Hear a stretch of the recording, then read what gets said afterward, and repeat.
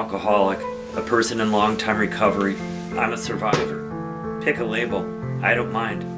My drug of choice is more or yes. I love pot, pills, cocaine, crank, mushrooms, LSD, ecstasy, heroin, nitrous oxide, whiskey, gin, beer, and a whole lot more. Yes, please. More of whatever you've got. For me, it's a family disease, something that's been passed down through my genes, and something I've passed on too.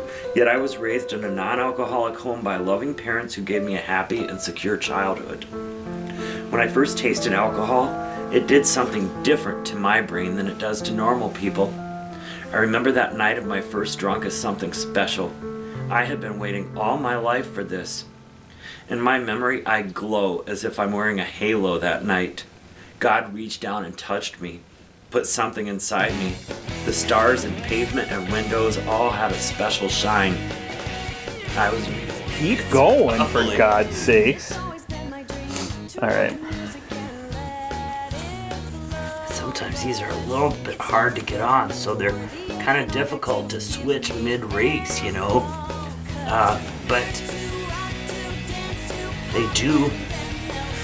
And usually, sometimes it's a good idea to switch mid-race if they're really wet. If they're they get full of sand. So what prompted the writing of the book? It's funny because you usually don't get good ideas when you're running 100-mile races.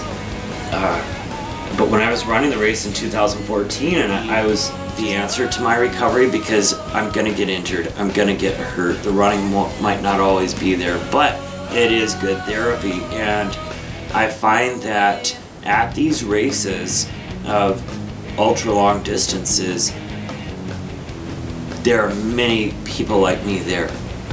So I have many friends in recovery. I have many friends in long running. And then if you want to think of the Venn diagram, I have some really great friends of that place where those two things intersect. And there are tons of people where those two things intersect. It seems as if we talked about the question, what's wrong with you, that you would run 100 miles. He was running a chainsaw cutting trees off the trail, and I was moving them off. I was his, what they would call your sawyer. That's not the right word, I can't remember the right word now, but we were walking trail chainsaws, and the actual trail that the race is on, and I said, okay, if I don't have your confidence